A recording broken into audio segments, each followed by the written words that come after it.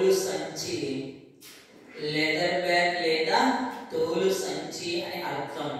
మళ్ళీ బడ్జెట్ అనే పదానికి మీనింగ్ ఏమొస్తుంది సార్? అర్థం. బడ్జెట్ వంటి పదం ఏ భాష పదం నుండి ఆవిర్భవించిందంటే ఫ్రెంచ్ భాష పదము. ఫ్రెంచ్ భాషలో ఏ పదం కలిగి అంటే కోకెట్ట. ఫ్రెంచ్ భాషలో కోకెట్ట అనగా తోలు సంచి లేదా లెదర్ బ్యాగ్.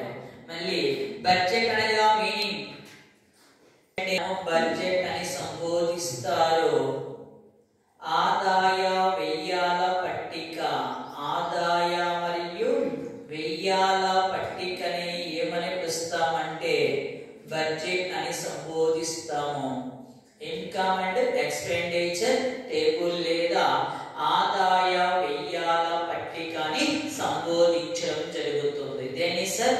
బడ్జెట్ అనే పదాన్ని. అంటే ఇక్కడ ఏమొస్తుంది? సింపుల్ గా తీసుకుంటే ఒక వ్యక్తి రోజుకు ఎన్ని రూపాయలు సంపాదిస్తున్నాడు, రోజుకి ఎంత ఖర్చు అవుతుంది, దాన్ని పే చేసుకుని మంత్లీ ఇతని ఎంత సంపాదిస్తున్నాడు, మంత్లీ ఎంత ఖర్చు చేస్తున్నాడు, దాన్ని పే చేసుకుని వార్షికంగా యాన్యువల్ గా అతనికి ఎంత ఇన్కమ్ ఉంది, ఎంత ఎక్స్పెండిచర్ జరుగుతుంది, ఏమైనా ప్లస్ లో ఉందా మైనస్ లో ఉందా అని తెలియజేసే దాన్ని పిలుస్తామంటే బడ్జెట్ అని సంబోధిస్తాం.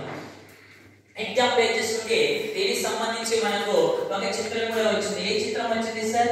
జగపతి బాబు అయితే చిత్రం పేరు బడ్జెట్ పద్మనాభ అనే చిత్రం రావడం జరుగుతుంది. అందులో క్లియర్ గా మనకు బడ్జెట్ గురించి వివరించడం జరుగుతుంది. అంటే మిడిల్ క్లాస్ బడ్జెట్ ఎలా ఉంటుందో అందులో మనకు వివరించడం జరుగుతుంది సార్. బడ్జెట్ అనే పదము ఫ్రెంచ్ భాష పదము పోకెట్ అనే పదం నుంచి వచ్చింది. దానికి అర్థం తోలు సంచి లేదా లెదర్ బ్యాగ్. మీనింగ్ వస్తుంది ఇన్కమ్ అండ్ ఎక్స్పెండిచర్ టేబుల్ అని సంబోధిస్తాము. టేబుల్ అని పిలుస్తాము. నెక్స్ట్ మళ్ళీ ఇందులో మనకు ఏ గురించి వివరించి రాక లేదా దీన్ని ఏం పిలుస్తాము రాబడులు లేదా దీన్ని ఏమని పిలుస్తాము ఆదాయాలు.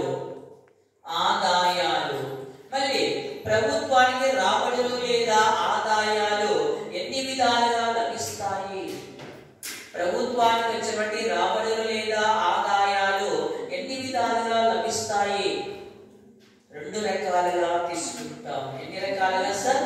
2 టైప్స్ గా తీసుకుంటాము. ఏమొస్తాయి సార్ అవి? ఒకటి పన్నుల రాబడులు